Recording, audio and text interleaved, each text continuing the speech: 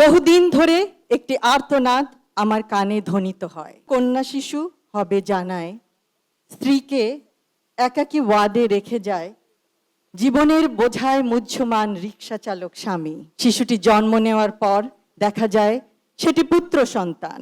বহুদিন ধরে একটি আর্তনাদ আমার কানে ধ্বনিত হয়। সেই আর্তনাদ একজন রোগীর পরিবারের সদস্যের।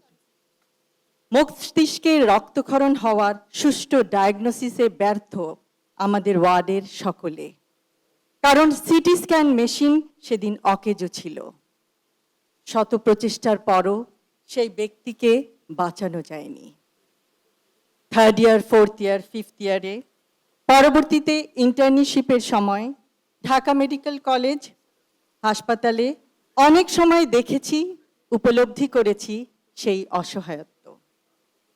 পেডিয়াট্রিক ওয়ার্ডে রোটেশনের সময় 2 চোখ অন্ধ ছোট্ট শিশু, টেট্রালজি অফ ফ্যালটের রোগী, সে কেমন করে যেন বুঝতে পারত আমি তার সামনে দাঁড়িয়ে আছি।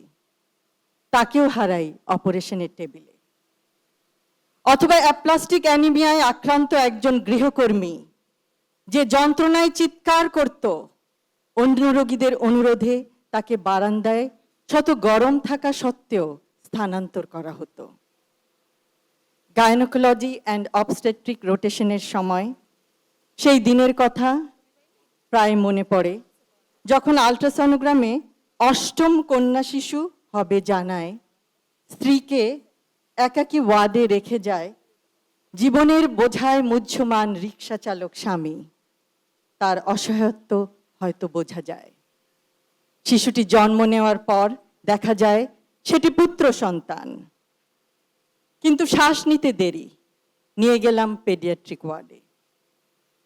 ইনকিউবেটরে শিশুটি বাঁচে এবং পরবর্তীতে গোটা পরিবারের একসাথে হওয়ায় স্বস্তি পাই। বর্তমানে নিশ্চয়ই পরিস্থিতির উন্নতি হয়েছে।